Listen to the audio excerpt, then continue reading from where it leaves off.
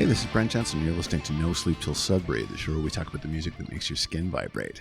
The show is brought to you by Pariah Pickups. What you want, what you need, what you love. Check them out at pariahpickups.com. The show is also brought to you by Storyfora, the content agency providing people with communication solutions of all sorts for writing services of any type.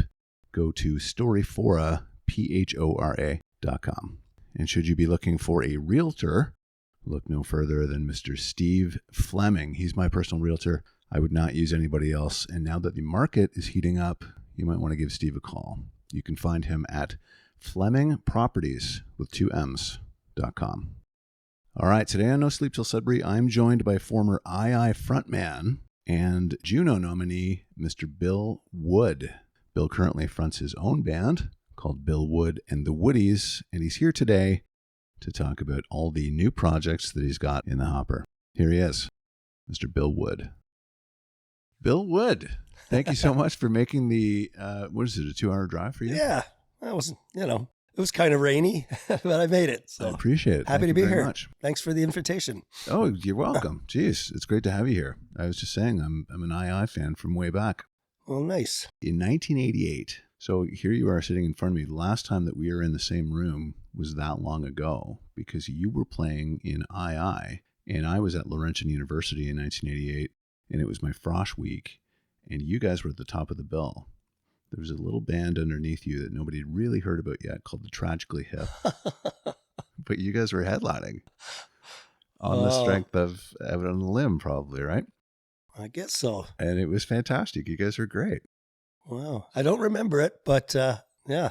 Here you are again, all these years later.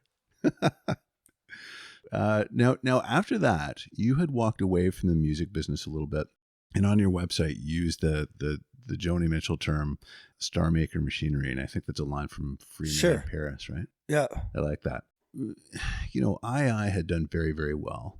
You guys, you'd done the first record, and then what happened? Well, it was a classic case of, the first record were just songs that we had put together, just on our own journey of becoming songwriters and loving what we're doing and all of that. And put out the record. I mean, there was one song that I brought when I joined II from my previous band that a songwriter named Rick McHugh had. So that ended up on the record. So there was, sort of a collection of songs from our journey, that we had. And the record got released. It did really well. X-Ray Eyes, Out on a Limb and X-Ray Eyes did really well. There was supposed to be a third single. That's some more drama. It didn't happen. And then we were left to write the next record. And that's when the wheels just started to come off. It's funny, we worked so hard and, the dream, to get a record deal and to really have a career and to make your parents proud and have it all, come together. Right. It was like magical. I mean, it started with the II success that we ended up. It started with a CBC talent contest called Rock Wars. I watched that. And, it was kind of like life-changing, especially after having just, slogged it out in the clubs like Andy, who was the leader of II and started II. Mm-hmm. He was also in a previous band with me called the Oh Nos, and he had joined that after we had sort of established ourselves. So we had a long history together. He started II with a different singer, and I had another band, like when the Oh Nos sort of went separate ways, he started II. I started another band called Billy Club. They also won the Q107 Homegrown contest with a song called Hollywood Girls with a different singer, a guy named Michael Bell, I think his name is.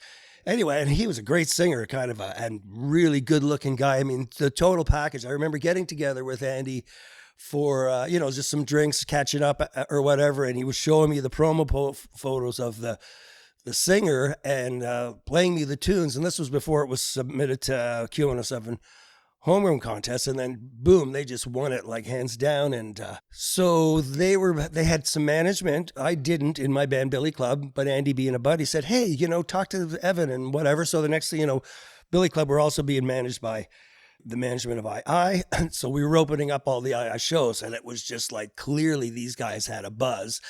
And Billy Club, we were like, we were a harder rocking band, but we were really a lot like Guns N' Roses, just the lifestyle. Like I had 2 coke dealers in the band. You know, I was selling heroin. It was nuts. I mean, we were wild. We were really wild and just out there. But we were also very creative and had a lot of great tunes and stuff. But I mean, for sure, it was not going to be sustainable for me to, you know, just for my health wise, but it just things happened. There was sort of a falling out with there's the I singer with both the band and the management.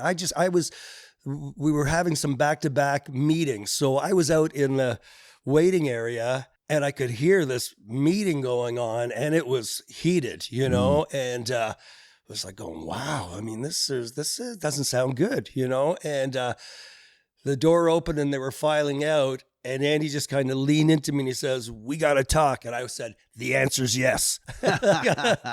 So, you know, that's what happened. I parted ways with their singer.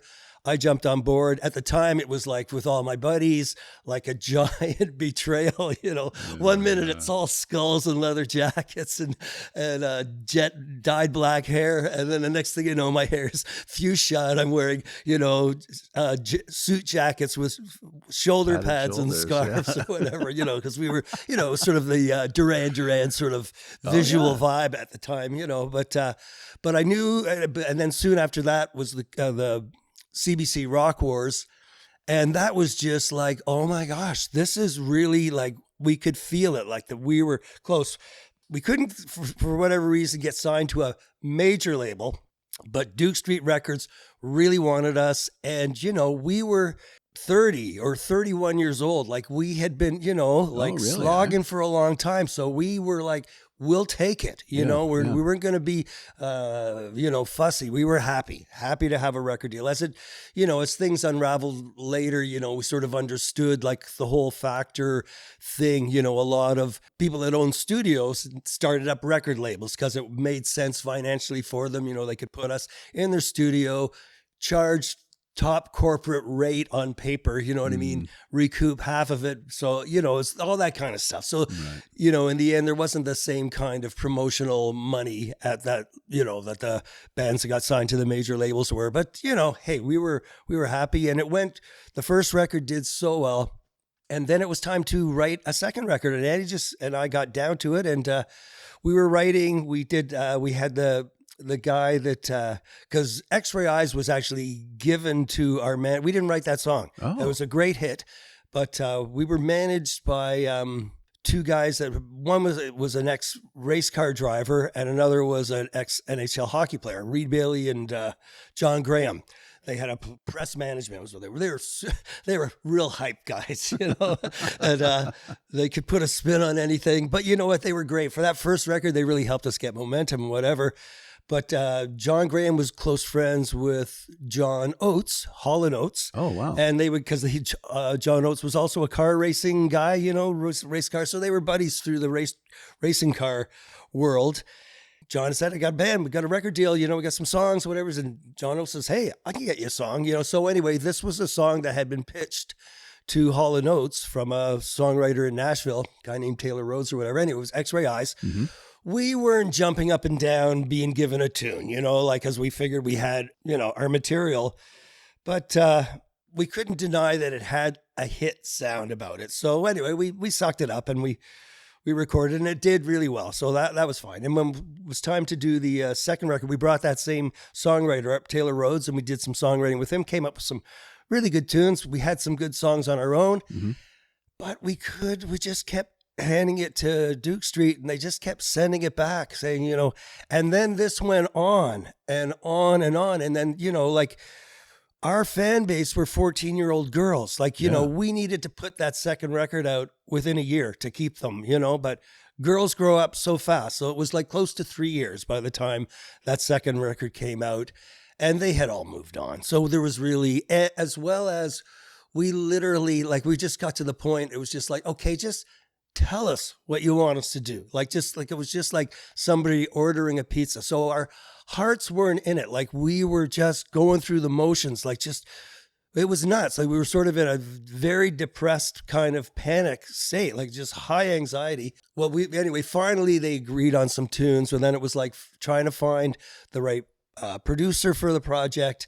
And we had some different ideas, which got squashed. So then we were kind of given David Bendeth, which, you know, he had just done the Platinum Blonde album Contact, and we did not like it. Like, I just thought, I mean, not that I was a huge Platinum Blonde fan, but we toured with them, and they were the Beatles, and they had good pop songs, and they had a sound, and they were, you know, but then all of a sudden he was trying to make them a bit more friendly to the American market or whatever, you know, all the saxophones and funky sounds and whatever, you know, but we just thought it was dreadful. And then when we were told that's who we were working with too, it was like, oh, so that was, to us, it felt like another sort of letdown. But, you know, we were desperate. We went in the studio, but then it even got worse because David Bendeth's a guitar player, and he just got on top of Andy.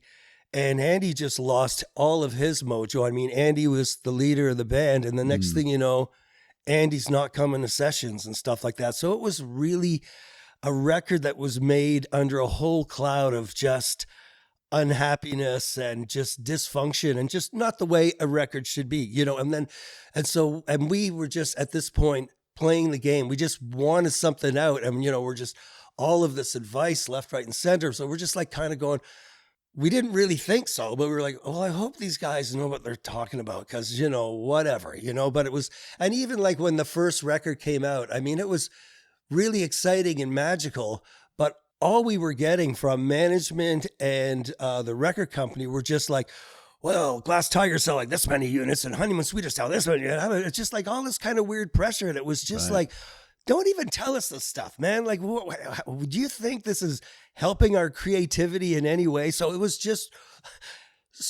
a real nightmare. Anyway, we finally got the record done. You know, I actually really liked the song, like the tune that was the first single. I just wrote it on my own. And in my head, it was influenced a bit by early T-Rex, which I loved, you know, and I just thought it was a cool sounding song and everybody really liked it. And we recorded it, and Dave Bendeth did a great job of producing it. He had some good ideas. Like, I mean, I don't want to put David Bendeth down. I just want to clarify. He really knew what he was doing, but he was hired to do something. And, you know, we were just kind of pawns, you know, at this point. We just were not in control of anything. But, you know, he challenged me vocally and stuff like that. I ended up singing a lot better than I ever did on the first record. These are all side stories. But anyway, we finally had this single that we really liked, you know, so we were starting to feel excited again about the record. And then we need to shoot a video, and they hired this guy, and I can't remember what his name was, but he was riding high on his commercials. And so he's like, he just won all these awards for his milk commercials, you know, and we're looking at these milk commercials. We're like going, anyway, the video was so horrible. I mean, it was just, it just kind of killed all of our credibility, you know, and people just think, you know, that you're presenting yourself, which you should be, you know, but sometimes you're not, you know. So here we are showing up at Much Music and whatever, and like the bubble over my head, you know, if they could see it, this record's a piece of shit. I hope you like it, you know, whatever, you know, and just going through the motions, but it died. I mean, the record died a death. It kind of deserved to die a death, really, in my feeling. I can't go back and listen to it. I mean, there are little moments here and there, but it was just a heartbreaking journey that just, so then Andy and I went back to the drawing board, and it was just like, you know, we're not going through that again. You know, we're not even talking to those guys, you know. So we sat down, you know, I started playing guitar a lot more again, and I had a couple of records cross my lap, which, you know, we're talking about picking songs. Well, one of them was Steve Earle's Guitar Town, and that, like, oh my God, I love these tunes. Oh, they're just all written on guitar. It's all, you know, like, and just kind of this whole feeling of needing to make pop product just left me, and I just was not interested in it anymore. And so we recorded a third record. We just demoed it. Andy had a studio that he was running as a business, and we recorded it. We were really happy with it, just the whole direction, whatever. We brought it to Duke Street, and they said, well, we like it, but we have no budget for you guys, and so we want to just release these tapes as they are. And, you know, sonically, they weren't at the same level as the first two records, and we were like going, really? Nah, I don't think so.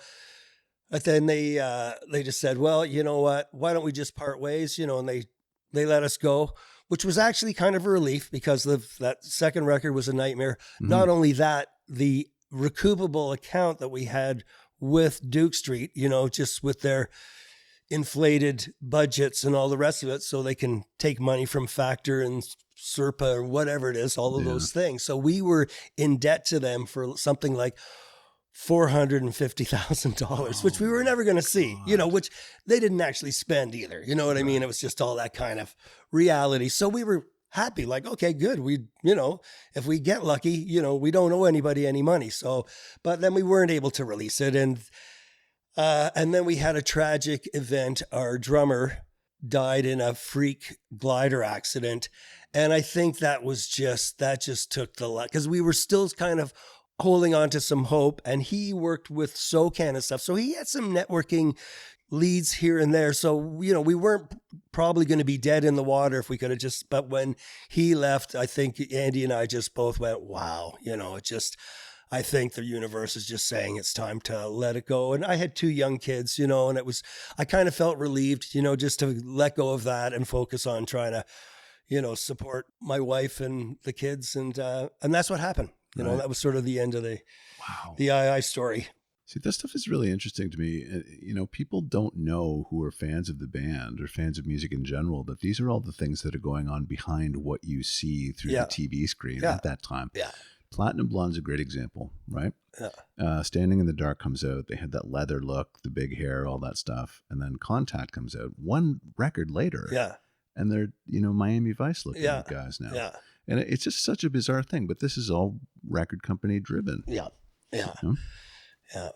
We toured with Platinum Blonde, and that was phenomenal. They were like the Beatles at the time, you know, I mean, they really were. So it was, you know, it was great. You know, I mean, they were flying everywhere, and we were like flying down the highway in a van trying to keep up with their schedule and stuff. But, you know, it was exciting. Those were exciting times. Same with touring with Glass Tiger. They had their star was rising quickly. And I mean, the funny thing you talk about, I read Dave Bedini's On a Cold Road, you know, and there's sort of like a whole section of where everywhere he went, he's just hearing Tragically Hip's New Orleans tune, you know, and stuff. And they're playing to 5 people, but every car that's passing them has got the Tragically Hip. So with the second record, we were, it's funny that you mentioned that they played Laurentian, because I don't remember that. But what I do remember is we got, second record was done. The single was released to radio. And so we were doing one of these radio tours, you know, like, and, you know, whatever started Toronto and, you know, Hamilton, Guelph, I don't know, you know, London, Ontario, Windsor. I think you end up at Windsor, and, you know, you cover Kitchener, who knows, like all the stops in between. Well, we were one day after this new band that has this EP out called Tragically Hip had done the same thing, only they brought some guitars and they played so here we are, we're pulling in, here's II. Everybody just wanted to talk. Have you heard Tragically Hip? Those kids were in here yesterday. Man, they look like they're 12 years old. Were they ever great? And it was just like, nobody wanted to even ask us about our record. Everybody just wanted to talk to us about Tragically Hip. So, you know. That was right around that time. They were right behind you, literally. Like when I remember seeing the sign, and it was the bill for the show. Yeah. And they were right underneath II. Yeah. So, you know, literally right there. But look what they accomplished. They're a fabulous band. So, I mean, there's no sour grapes there whatsoever. You know, really, it's not. It's just life, you know. Yeah. Well, since then, you've got a lot of stuff going on right now, by the way. Yeah. I mean, I stepped away from everything, and I didn't even bother trying to write tunes or anything. I just let it go. But then I started to just write songs. And around 2005, I thought, well, I'm going to see what I can do, you know, and I started demoing and applying for Factor, this and whatever. I was working with 2 different producers and putting in these applications. I mean, I think I got to the 3rd jury a couple times, but it never happened, you know. But I was slowly collecting tunes that I really liked, and I just liked where I was at, you know. There was just I mean, that was just a happy place, just being creative and whatever. And around 2007, my mom passed away, so I had a bit of extra cash, and it was like, you know what? I'm going to just take a little chunk of this and go in and do a record, and I did. Which, got me a residency at Graffiti's, and which I had for around a decade, once a month. And that was really, I mean, I was still raising my kids and, doing renovation work on the side or whatever. But it was a nice little kind of incubator to just kind of continue developing this direction that I had. Put together my band, the Woodies. And we did that for a decade, and then Graffiti's closed down. And then we were able to get a second residency at a place called Supermarket, which was also in Kensington Market. Kensington Market's a great place, so I love that, just loved having a residency in that funky little world. And so we were able to continue that. And then the pandemic hit. So, that was the end of end of everything, really, and lost a lot of clubs. Relish was a regular club for me, Graffiti's, the Supermarket. And Supermarket continued, but they had sort of two different things, the late night dance club stuff and then the matinee Americana kind of thing, which that part went by the wayside. So, I put out a record through the pandemic with the band called Radiola. Mm-hmm. Probably in my feeling was our best effort. But, there was no way to promote it. So it's, it's there. And I just did a record have a residency with a guy named Burt Carroll. Well, actually, now it's basically just my residency. When we started, it was the two of us. And, the pandemic kind of knocked that out. And now that the pandemic's over, Burke and I still play gigs together, but he's not as available to do the regular residency. So we play shows and I'm doing recording stuff. So, I mean, I'm keeping busy, You've got like a side garage project called the BWs. The BWs, which is cool. A lot of fun. Yeah. So there's two friends of mine. They're both involved I'm living in Picton now, Prince Edward County. Mm-hmm. They have a great nonprofit radio station there called County FM. It's top notch. And the programming is as good. I really like CIUT, County FM is a lot like that. They have just great shows by passionate people. So two guys that have shows there became friends, and they have their own recording project called Bad Wheels, and it's a garage project. And they said, Bill, do you want to do something? I go, sure. So then if I'm with the Bad Wheels, our name is the BWs, Bill Wood, Bad Wheels. And so we did a 5-song EP last year, which included like a great cover of Gillian Welch's The Devil Had a Hold of Me, as well as a cover of Dr. John's I've Been Hoodooed, and Route 66. I can't remember, but anyway, it's a 5-song EP.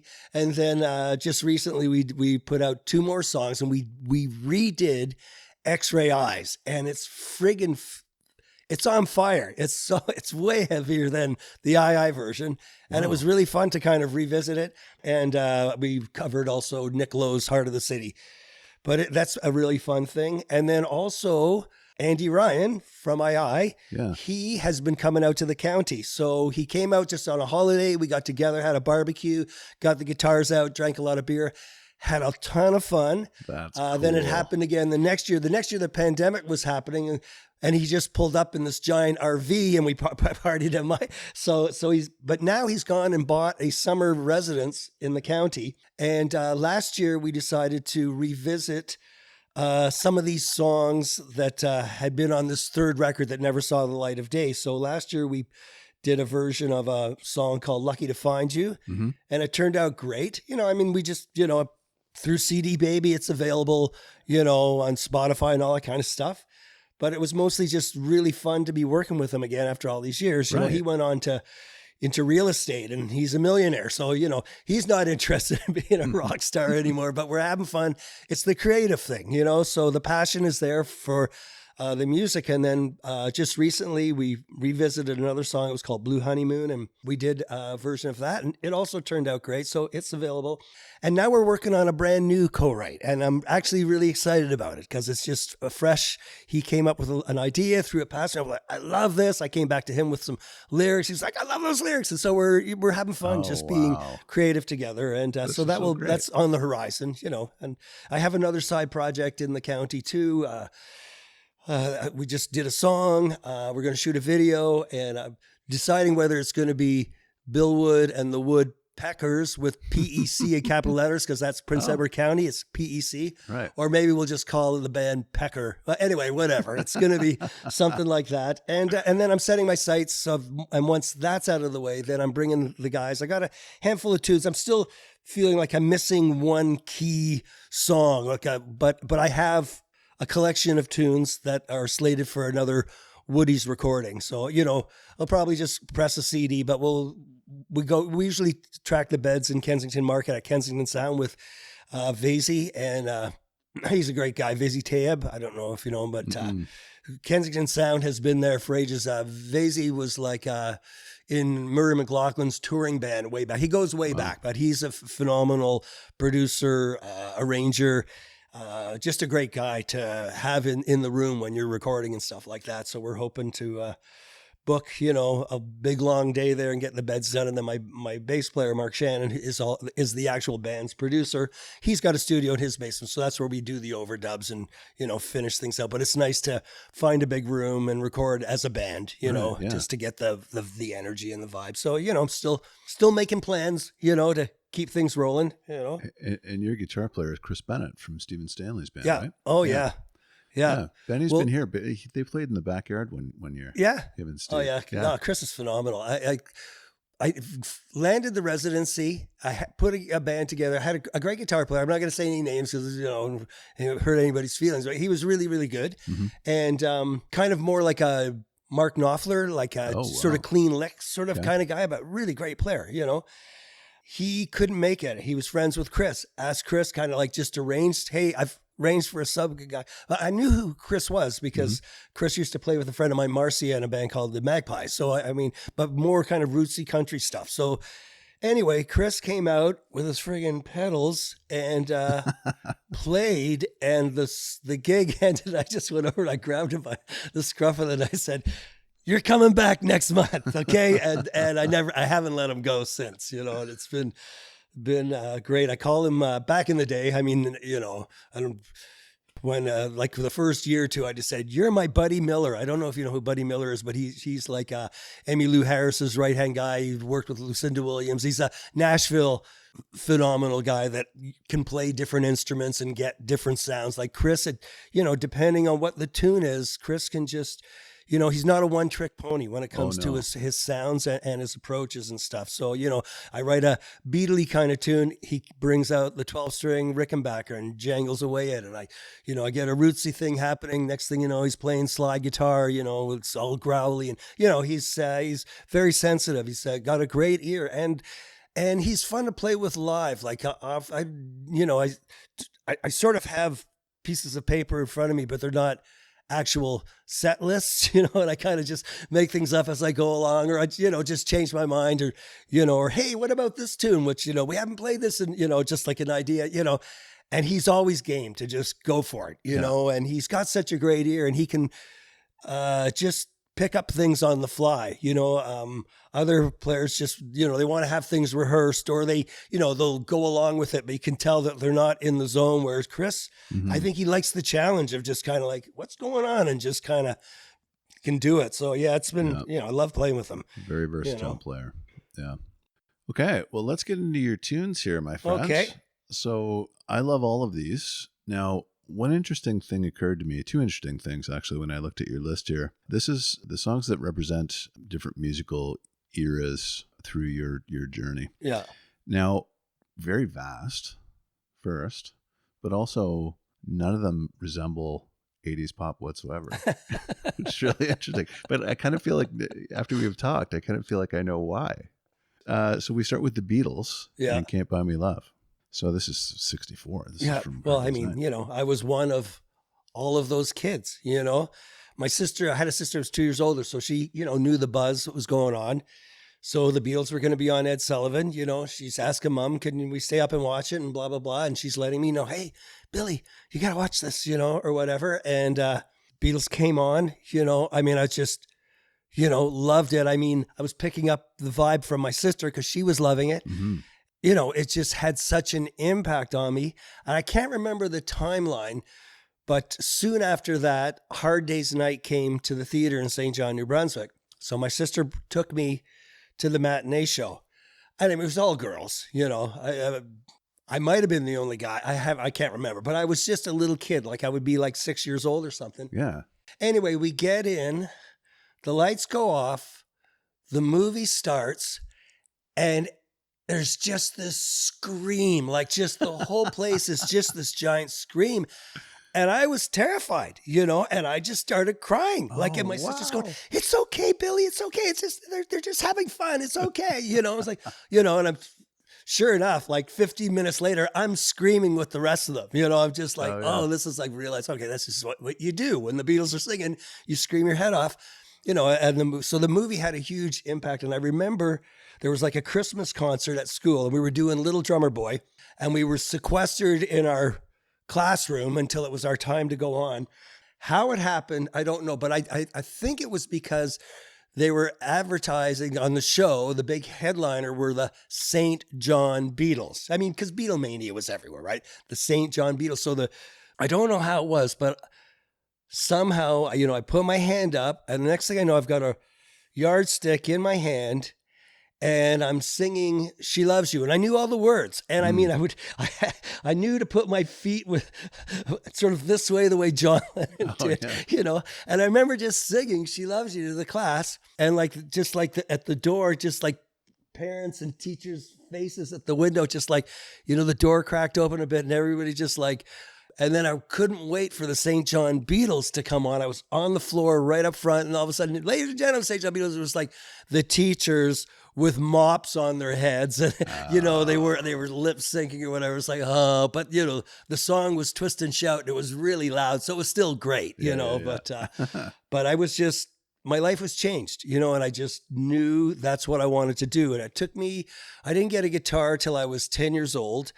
I was not a great student, and I have a feeling I was probably like an ADD guy, you know, but I ended up hooking up with this friend who had an older brother that had the chords, and so we just started learning songs. So, you know, by grade 6, I had bands and I could play. You know, I was still taking lessons, but I think all of my teachers were probably going, I mean, this kid isn't practicing anything I'm teaching him, but I'm out there playing shows, and I knew all, you know, I just never really kind of looked back. It was always what I did. Always was in some sort of band or playing some kind of music. And so, yeah, that's then the Beatles. You know, I mean, the Monkees, love the Monkees. Controversy when, you know, John Lennon said the Beatles are bigger than Jesus and everything. You know, all of us kids going, yeah, they suck. You know, the Monkees are way better. And stuff, really? You know? But I also remember like sitting there, you know, the whole Paul McCartney's Dead thing. Yeah. I'm the guy playing the records backwards and trying to listen to all of this stuff and all of the crazy clues and everything. You know, I mean, I just was obsessed, you know, with the Beatles. Wow. So now from there, we go to Genesis and Watcher of the Skies. This is Foxtrot, I believe. Yeah. Yeah. Well, I mean, there was sort of a glitter rock phase, you know, I mean, from the Beatles, it went to Woodstock, you know, and we went every Saturday to the Burlington Mall and watched Woodstock twice, you know, we didn't leave, I mean, you know, and so that was a whole huge education.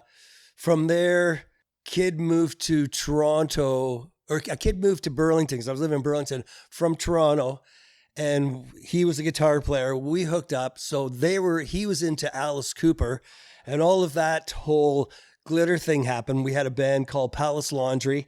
And when that finished, I started a band with this Michael Dana and Tim Clement.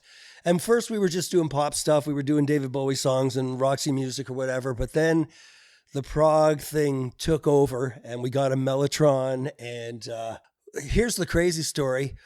We all went to catch Emerson, Lake and Palmer at Rich Stadium in Buffalo. I sewed an ounce of pot in my sleeping bag and whatever, but we were staying the night and we booked hotel at the Holiday Inn in Orchard Park. The opening band for Emerson, Lake and Palmer were this new band that were coming up, had a song on the radio that was starting to take off, Lynyrd Skynyrd. Oh. I wasn't into that stuff at all. Southern rock. I wasn't into the Allman Brothers. I liked the David Bowie glitter stuff and I liked the prog rock stuff, but the Southern rock bluesy stuff, I couldn't connect with it, but the drummer that was with me, he knew who these guys were. Anyway, as we're walking into the thing, they're at the desk signing in. He's like, oh my God, Lynyrd Skynyrd's in that hotel, Anyway, we get up to our room. We've got a bathtub full of beer and we're smoking joints nonstop. Anyway, all of a sudden there's like a knock on the door, open it up, and there's this young Gary Rosington standing there like, hey guys, I hope you don't mind me knocking on your door. I'm really wired on cocaine and I can smell your pot. I'm wondering if it would be okay if I, come on in, stuff. So he was like the youngest guy in the band, right? He was maybe like 17 or something, or 8. I don't know how old he was but he was the youngest in the band. Yeah. And he was very talkative and really lovely guy. And he's like, look, I got my first paycheck and I got these new alligator boots that he's showing us. And, and here I'm like, and he's going, I don't really get this Emerson, Lake and Palmer stuff. Next week we're playing with Eric Clapton. I'm looking forward to that, and I'm like, I'm trying to explain to him, the merits of, progressive rock. And I mean, I laugh now because Emerson, Lake and Palmer, they're, what was that? They're just so over the top, crazy stuff, which I can't listen to these days. I can still listen to Genesis and Pink Floyd. I mean, there's some that have longevity, but I mean, there's some stuff, but I just laugh at myself, this kid trying to, explain the merits of whatever Slick and Palmer are doing to this blues, Southern rock, musicians or whatever. Wow. I mean, there was a moment like, can we go meet the band? I don't know. Well, so go next door, he opens the door, we kind of stick our heads in it. Ron Van Zant just looks at him, gives him this like, I think maybe we should just go back to your room and smoke some more pot. It's like, sure. So I didn't actually get a chance to meet the rest of the band, but it was, I still laugh at myself when I think of here I am, trying to explain Emerson, Lake and Palmer to Lynyrd Skynyrd, That is hilarious. So from there, we go to Alice Cooper. Yeah. And Ballad of Dwight Fry. Well, I had this band called Palace Laundry. They were totally they knew all these bands. Mm-hmm. So it was like, and so Alice Cooper was sort of one of the first bands. And it was just like, wow. I would just catch stuff like Midnight Special and just whatever I could to kind of see them, and mm-hmm. we used to do Ballad of Dwight Fry. I didn't have a straitjacket, but I had something. I forget what we came up with, but I would start that, like we would open up the second set with that tune, and we would normally be playing in school, so they would have the actual curtain thing. So the curtains would be closed. I would be crawled up inside the kick drum, the curtains would open up, the song would start, I'd get out from the thing and, crawl along the stage and, pull myself up to the mic stand and sing the tune and stuff like that. And wow. And I just loved the whole theatrical vibe of what Alice Cooper were doing.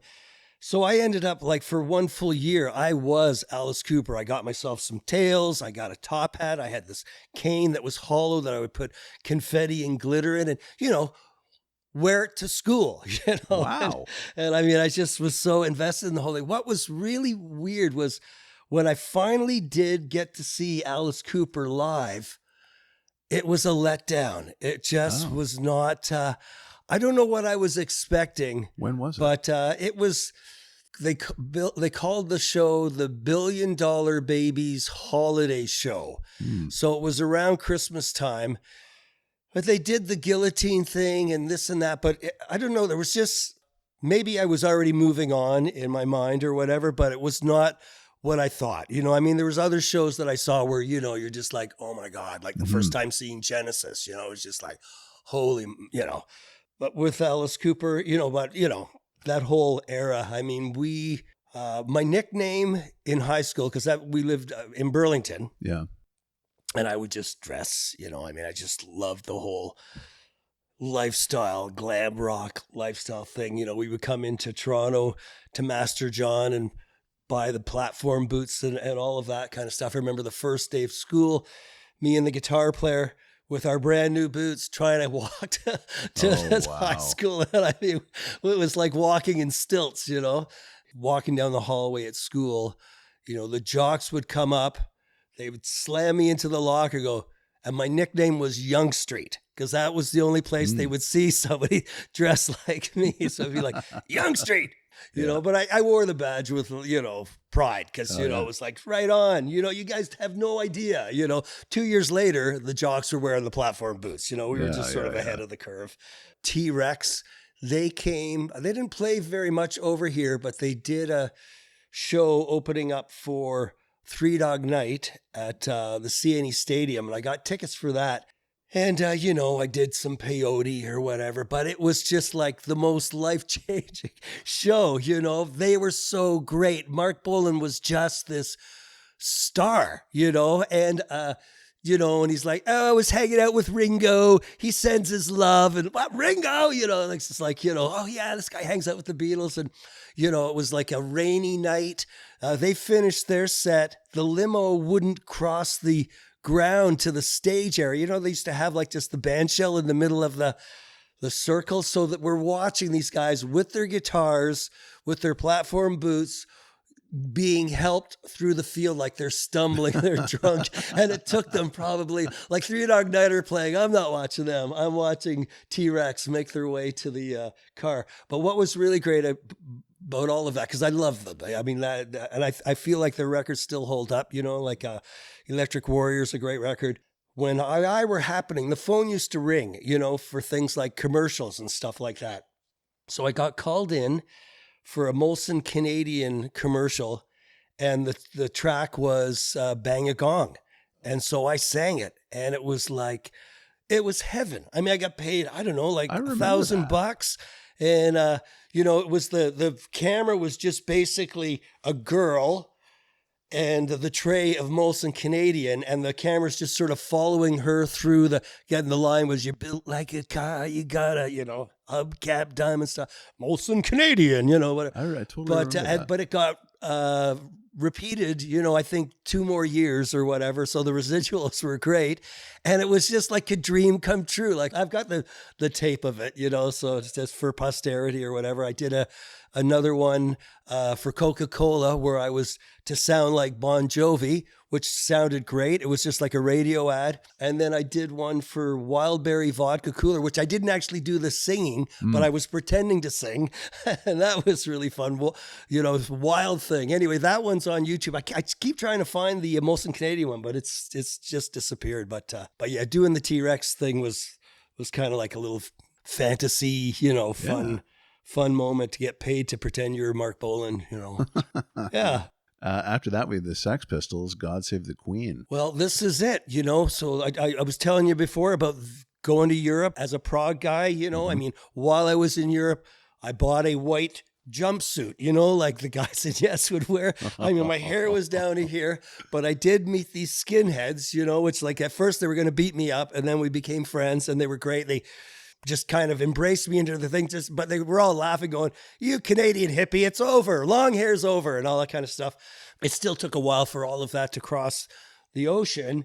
But I remember the Rolling Stone with the Sex Pistols on the cover or whatever. It was just like, what is this? And so I was just really intrigued by it all. So, I bought the Talking Heads records. I bought Elvis Costello, the Sex Pistols. I mean, that record, I had this Trans Am car, and I would just scream through Burlington with that record just blasting God Save the Queen. It was just, it just changed me, as well as the whole do-it-yourself vibe with punk, because like I used to be a guitar player in the band, then the prog rock stuff happened, and I just wasn't good enough. It was as simple as that. But when the punk came around again, it was just like, I just picked up my guitar and I started working on tunes. And I credit the Sex Pistols, Talking Heads, and Elvis Costello for really just inspiring me, and then I just started writing songs just by myself. And so I had this collection of tunes.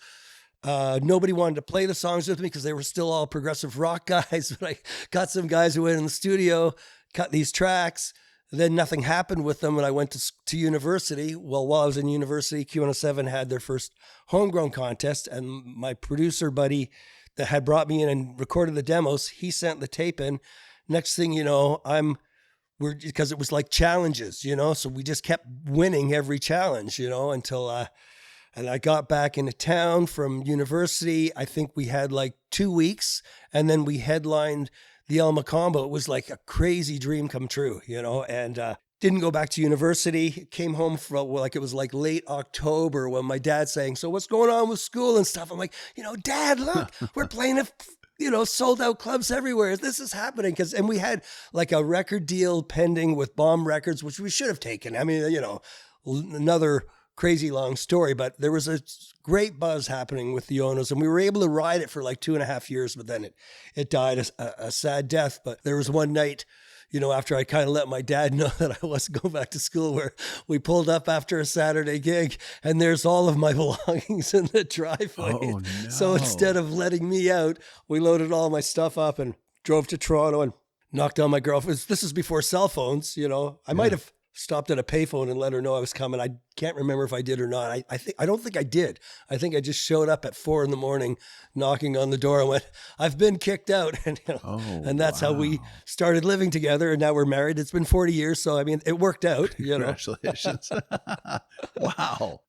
But yeah, and you know, the Oh Nos it was a really, it was great. I mean, we were young, so we were, you know, taking full advantage of the wild lifestyle and all the rest of it. We were like, kind of like, you know, marauding pirates every town we go, and it'd just be a 24-hour party. And, you know, all that stuff catches up with you after a while. And I kind of had lost my voice. I had a throat specialist I'd go see.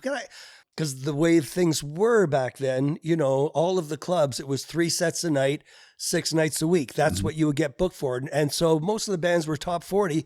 We were doing covers, but mostly we were a lot original. But because we had a buzz and it was high energy and people liked it, a lot of dancing and stuff like that, we were steady. So we played for 2.5 years, 6 nights a week, 3 sets a night, like high energy. You know, not only are you singing, but you're pogoing, as well as we were bringing our own PA, which now that I laugh about, the monitors were terrible. I mean, I was just screaming myself hoarse for forever.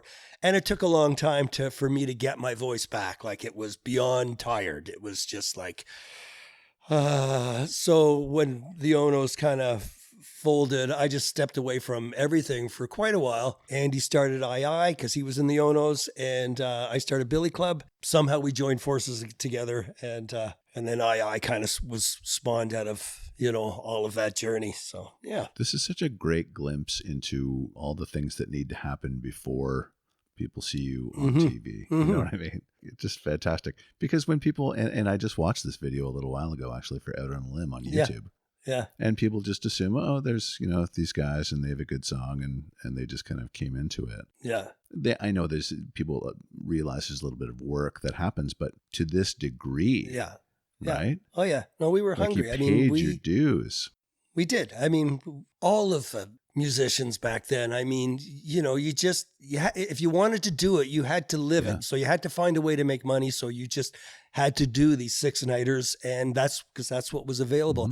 Now I mean, in hindsight, it was like, oh, you know, we really should have just let ourselves be a Toronto-based band. What ended up happening with the Oh Nos was we just weren't writing songs because we were just killing ourselves every night, you know, and then partying. And then the next day, you're not waking up till 2.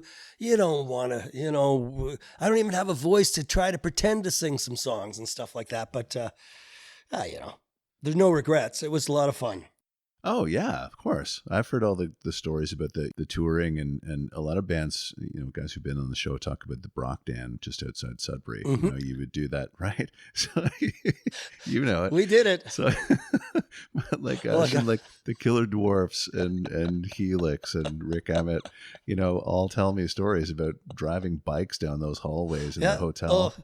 We got you know, I can't say, but what I can say is we pulled in to play that show. Yeah. And here, because we would just, I had flaming dyed red hair and stuff like that. And, you know, I'd wear tube tops and stuff. You know, I think when I kind of look at my vibe in the Oh Nos, I looked a lot kind of like what Steve Bader's would kind of look like when his thing, you know, not that I was emulating him. I didn't really know that much about the Dead Boys, but when I look back and go, geez, he looks a lot like me when I was in the owners. But I remember we pulled in, we were setting up, we're checking, we're gonna get killed here, you know. So I don't know if I went to the store or what I did, but anyway, I got some magic markers and I made a big tattoo of a dagger with a snake wrapped around it.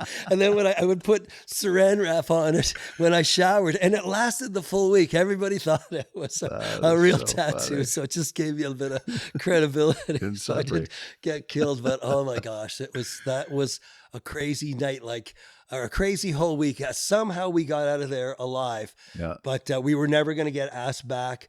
There's just some stories, you know, just really can't, you know, there was a relationship between the dancing girls and the police and stuff like that. And of course, our room is on parking lot level. So here we just happened to peek our eye out once, and there's the cop car and there's a police officer, one police officer in the front seat, another police officer in the back seat. And there's two girls in there and stuff's going on, you know, fine. Does an idiot, drunken road crew idiot guy, while we've got our faces kind of looking, freaking turn the light on. So all of a sudden, everybody's looking at these faces, and then we duck down, turn the light off, you know, go across the hall like, we're gonna die, you know. Sure enough, like the club owner, you know, comes down banging like, what are you guys freaking, like, sorry, man, you know, you're never coming back, you know, it's just like, whatever, you know, but we did survive it, you know. Brockdown Hotel. I love it. Sudbury.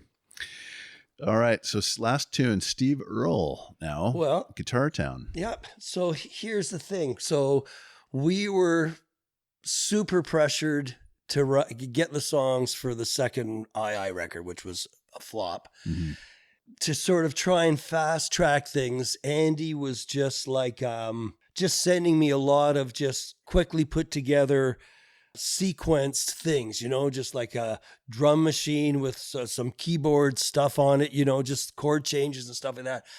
And I mean, oh my God, I was just like, I can't do this anymore. Just like one after another of these tunes. And then all of a sudden, and I don't know how it happened, but both the Waterboys Fisherman Blues and Steve Earle's Guitar Town records got in my hand. And it was like, you know, the epiphany moment. It's like, I'm not done. I just said to Andy, don't send me any more sequence stuff, you know? And all of a sudden I was just inspired, just kind of like I was when the punk thing happened, after kind of wandering around the end of the prog thing and how that inspired me, because it was more of do it yourself. And, you know, the same thing happened with these two records, because I'm Scottish. My folks are from Glasgow. So the whole Waterboys thing just resonated with me.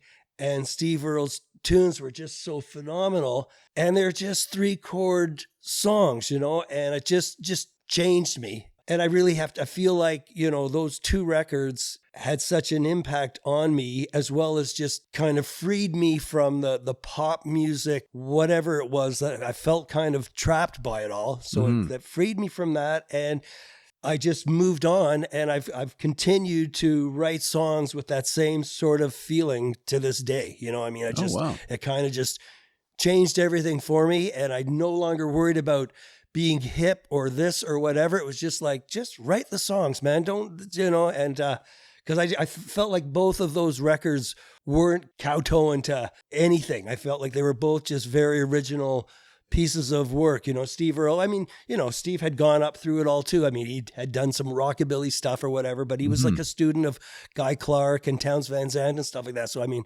his songwriting was amazing, you know, and I mean, he was just so great. And then what was so cool was I ended up singing songs at the Scott Mission at different times or whatever, you know, before they were getting food. And Steve Earle he got, you know, he'd fallen apart and was in jail, you know, he had that thing. And so I'm singing for the guys, they're going to get ready to have their meal. And I was singing Nothing But a Child for these guys, and I just happen to say, this is my favorite songwriter, and he's managed to kind of get himself in trouble with heroin and this and that, and he's fallen apart, and he's in jail right now, but he's a beautiful songwriter, and I'm really hoping that he, things will come together or whatever. So there's like a pastor that was sort of running these events or whatever, and he's like, why don't we say a prayer for this Steve Earle guy? And then, so it was just like witnessing this moment, Wow. All of these broken down and outers, that just smell of aftershave and, real hard and, all bowing their heads while this guy prays for Steve Earle. I'm like, I wasn't expecting this, just here to sing the tunes.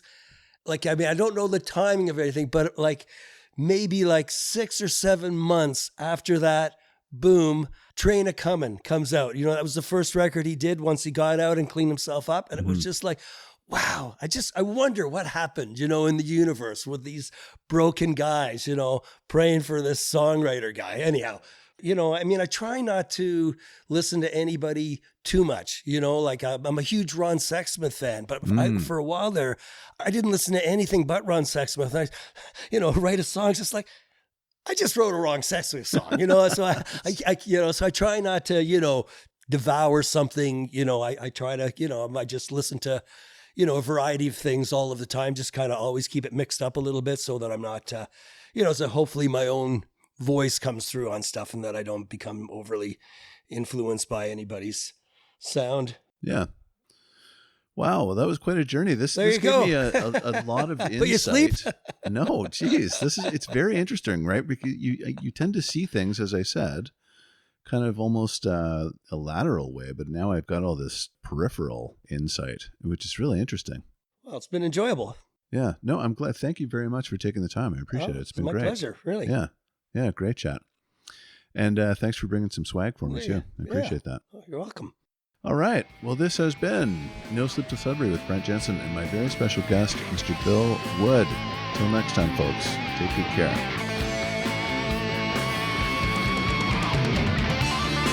Brent Jensen is the best-selling author of No Sleep Till Sudbury, Leftover People, and All My Favorite People Are Broken.